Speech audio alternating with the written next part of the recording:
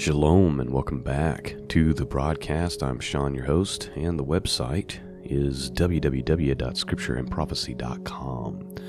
That's where you go to find the archives, and please remember that this podcast is 100% listener supported. And I appreciate all of you who are Patreon subscribers, those of you who contribute through PayPal or through the post office box.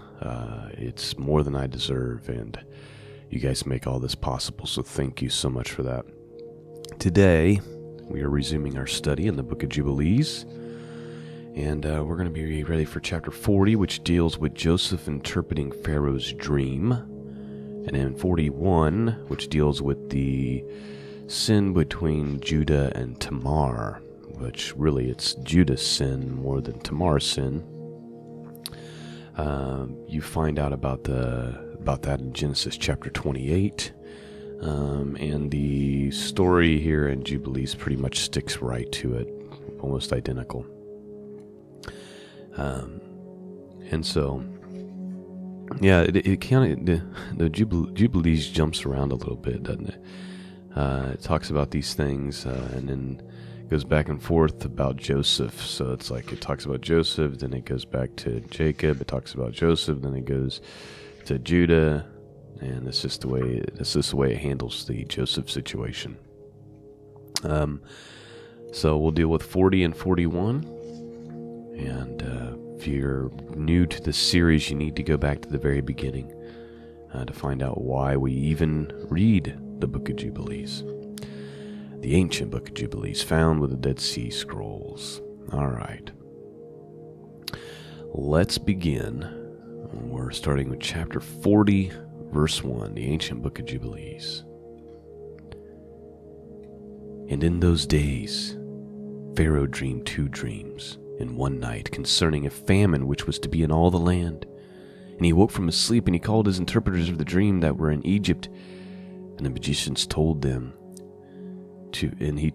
told them his 2 dreams, and they were not able to declare them. And then the chief butler remembered Joseph, and he spake to him, to the king. And he brought him forth from prison, and he told his 2 dreams before him.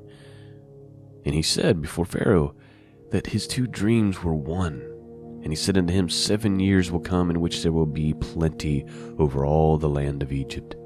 And after that 7 years of famine, such a famine as hath not been in all the land. And now let Pharaoh appoint overseers in all the land of Egypt, and let them store up food in every city throughout the days of the years of plenty. And there will be food for 7 years of famine, and the land will not perish through the famine, for it will be very severe. You know, real quick, Wednesday's episode, we talked about just some of the things going on with the weather and how the Midwest farming has been completely annihilated, and how I'm predicting that that's going to have a massive impact on food cost and food supply in the coming months and year. And the podcast was received very well, by the way. I was very pleased to see that. But one of the comments, somebody mentioned, maybe it's the beginning of the 7-year famine. And I was thinking, well, that's possible. Maybe it is the beginning of famine. That's one thing that's indicator of the last days, is there'll be pestilence and famine and earthquakes.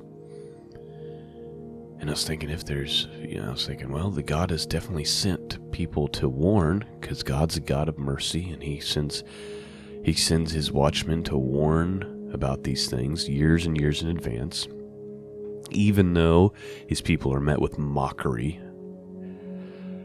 And I just felt like a little, voice in my spirit saying, well, how long have you been warning? And I thought for a minute, and I'm like, well, I've been warning since 2012. In 2012, I started doing the podcast about precious metals and warning that the economy is going to collapse, that it's inevitable, that it's unavoidable, that at some point the economy is going to completely collapse, and the dollar will be worth absolutely nothing, and that people needed to diversify their money, but by using gold and silver, and I spent a lot of time talking about food storage and survival. I was really into that movement in 2012, which was exactly 7 years ago. And I was thinking, wow, I've been warning that this was coming for 7 years. And so I hope and pray that it's not going to happen anytime soon. Because none of us want this. We want God's mercy. We want God's grace. We want more people to be saved. We want peace. But I think it's inevitable that it eventually will come. But anyway, for whatever that's worth, if it's worth anything at all, what we have here is Pharaoh has a dream. Yeah, and the dream is actually very well explained in the book of Genesis, chapter 41. And Joseph interprets it and says, hey, there's going to be 7 years of plenty, and then during those 7 years, you need to appoint people over your cities within Egypt, and they need to be storing up corn, storing up food. Because after that is going to be a very, very severe famine for 7 years. Verse 5. And the Lord gave Joseph favor and mercy in the eyes of Pharaoh, and Pharaoh said unto his servants, we shall not find such a wise and discreet man as this, for the Spirit of the Lord is with him.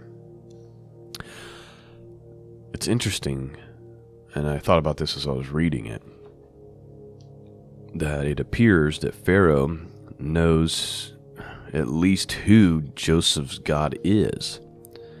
You have to remember, Egypt is a pagan nation, and they had a lot of gods, and it's my belief that even the Pharaoh himself, at least for a period of time throughout history, was Nephilim, based on a lot of the artwork and stuff. And the people always saw Pharaoh as a god, and I think there's a reason for that, but that's a whole nother conversation. But it appears that they still know who Joseph's God is, because it says, and the Lord gave Joseph favor and mercy in the eyes of Pharaoh, and Pharaoh said unto his servants, we shall not find such a wise and discreet man as this man, for the Spirit of the Lord is with him. It's one of these moments where I wish I had the Hebrew manuscript with me, so I could look at it and see if it says the Spirit of Jehovah, which I'm guessing it does, but I don't know because I don't have the Hebrew manuscript in front of me. But I just found that interesting, and maybe it's not interesting, but I thought that's interesting that they know who Joseph's God is, because he's talking about how the Spirit of Joseph's God is with him. Anyway, moving forward, verse 6. And he appointed him the second in all his kingdom, and gave him authority over all Egypt, and caused him to ride in the second chariot of Pharaoh. And he clothed him in bishop garments, and he put gold chain around his neck. And a herald proclaimed before him, El Wa Ebir, which means God, God, the mighty one of God. And he placed a ring on his hand, and made him ruler over all his house, and magnified him. And he said unto him, only on the throne shall I be greater than thou. And Joseph ruled over all the land of Egypt, and all the princes of Pharaoh, and all the servants, and all who did the king's business loved him, for he walked in uprightness, for he was without pride and arrogance, and he had no respect of persons, and did not accept gifts, but he judged in uprightness in all the people of the land. By the way, we should note and take a note from this, if you want to know how you lead people, how you get the respect of the people who work for you. Listen to this. And Joseph ruled over all the land of Egypt, and all the princes of Pharaoh, and all his servants, and all who did the king's business loved him. Why did they love him? Well, it says, for he walked in uprightness, for he was without pride and arrogance. He had no respect of persons, so he didn't show any favoritism. He did not accept gifts, so in other words, he could not be bribed or receive any gifts to gain favor, but he judged in uprightness all the people of the land. Verse 9. And the land of Egypt was at peace before Pharaoh because of Joseph, for the Lord was with him and gave him favor and mercy for all his generations, before all those who knew him and those who heard concerning him. And Pharaoh's kingdom was well ordered, and there was no Satan and no evil person therein. Of course, Satan is not the name. It's not the name. Satan is not a name. It's a title. It's a title. The Hebrew word is ha-shatan, the adversary. So it's saying there was no adversary or evil person therein. Verse 10, and the king called Joseph's name Sephanetifans, and gave Joseph to wife the daughter of Potiphar, the daughter of the priest of Heliopolis, the chief cook. And on the day that Joseph stood before Pharaoh, he was 30 years old. And when he stood before Pharaoh, and in that year Isaac died. And it came to pass, as Joseph had said, in the interpretation of his 2 dreams, according as he had said it, there were 7 years of plenty over all the land of Egypt. And the land of Egypt produced abundantly, 1 measure producing 1,800 measures.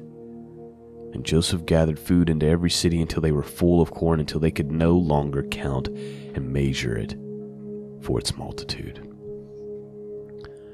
And so that's chapter 40, dealing with Pharaoh's dream and Joseph being appointed second in command over all of Egypt to deal with this issue, because it was very obvious to Pharaoh that he was never going to find anyone wiser than Joseph, and that the Spirit of the Lord was upon him. And now we switch gears and move into chapter 41, dealing with the Judah-Tamar incident. Again, you can read that story in detail in Genesis chapter 38 as well. Verse 1. And in the 45th Jubilee, in the 2nd week, and in the 2nd year, Judah took for his firstborn a wife from the daughter of Aram named Tamar. But he hated and did not lie with her, because his mother was of the daughters of Canaan, and he wished to take him a wife of the kinsfolk of the mother. But Judah his father would not permit him. And this, the firstborn of Judah, was wicked, and the Lord slew him. And Judah said unto Onan his brother, Go in unto thy brother's wife, and perform the duty of a husband's brother unto her, and raise up seed unto thy brother. Now, just so you know, it was custom to, if let's say you were married and you failed to produce children with your wife, and then you died. It was custom that if your brother was not married, that he would take your wife, marry her, and raise up children, but the children would be attributed to your brother's heritage. Like, that's just kind of the custom and how it worked. So what we have here is Judah takes Tamar as a wife for his son but he doesn't like her. He wanted a wife from somewhere else.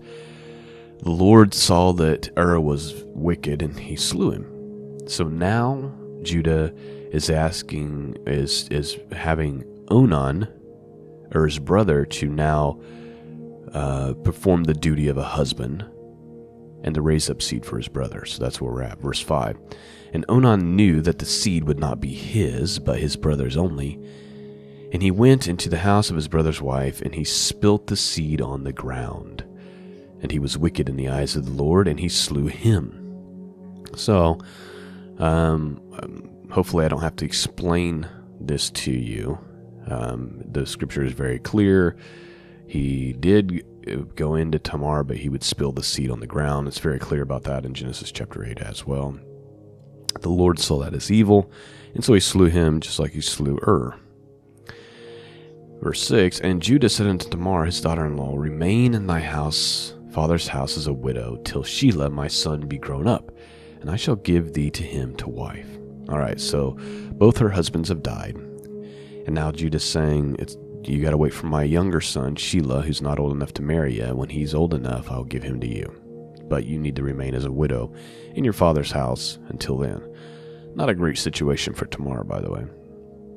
Verse 7. And he grew up, and he was Bedusalel, the wife of Judah. But Bedusael, the wife of Judah, did not permit her son Shelah to marry. And Medusael, the wife of Judah, died in the 5th year of this week. And in the 6th year, Judah went up to shear his sheep at Timnah. And they told Tamar, Behold, your father-in-law goeth up to Timnah to shear sheep. And she put off her widow's clothes, and she put on a veil, and she adorned herself, and sat in the gate adjoining the way to Timnah. And Judah was going along, and he found her, and thought her to be a harlot. And he said unto her, Let me come in unto thee. And she said unto him, Come in. And he went in. And she said unto him, Give me thy hire. And he said unto her, I have nothing in my hand, save my ring that is on my finger, and my necklace, and my staff which is in my hand. And she said unto him, Give them to me until thou send me my hire. And he said unto her, I will send unto thee a kid of goats. And he gave them to her. And he went in unto her, and she conceived by him. All right, so we kind of have this messed up situation. First of all, Judah doesn't do what he promises he's going to do. He doesn't give his youngest son to her as a husband, even after his wife has died, who was kind of holding that situation up. So Tamar, I don't know if it was desperation or what, but she decides, she puts off her widow's clothes, and she basically dresses up like a prostitute, a harlot. And she's sitting in the gate waiting for Judah. And to make matters worse, Judah sees there's a prostitute, a harlot, at least someone who thinks is a harlot, sitting there at the gate. And he approaches her for, well, you can do the math. And then, long story short, she conceives.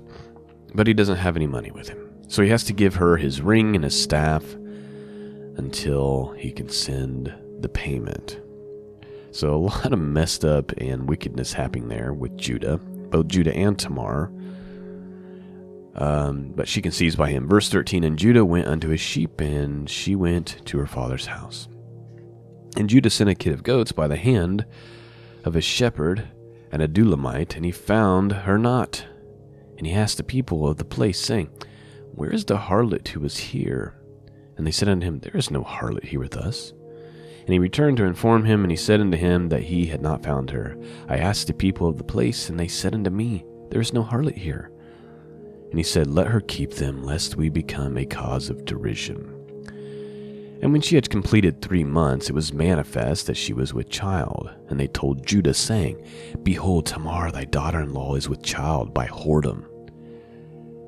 And Judah went to the house of her father, and he said unto her father and her brothers, Bring her forth, and let her burn, or let them burn her, for she hath wrought uncleanness in Israel. And it came to pass, when they brought her forth to burn her, that she sent to her father-in-law the ring and the necklace and the staff, saying, Discern who are these, for by him I am with child. All right. So 3 months later, it becomes obvious that Tamar is pregnant.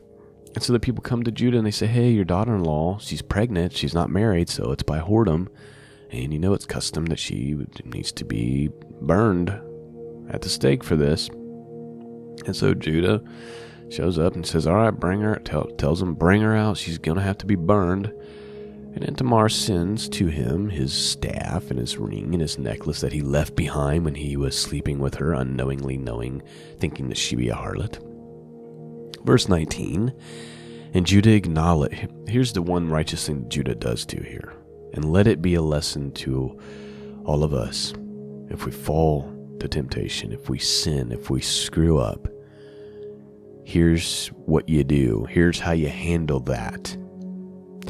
And Judah acknowledged and said, Tamar is more righteous than I, and therefore let them burn her not. And for that reason she was not given to Shelah, and he did not again approach her. And after that she bare 2 sons, Perez and Zerah, and in the 7th year of the 2nd week. And thereupon the 7 years of fruitfulness were accomplished, of which Joseph spake to Pharaoh.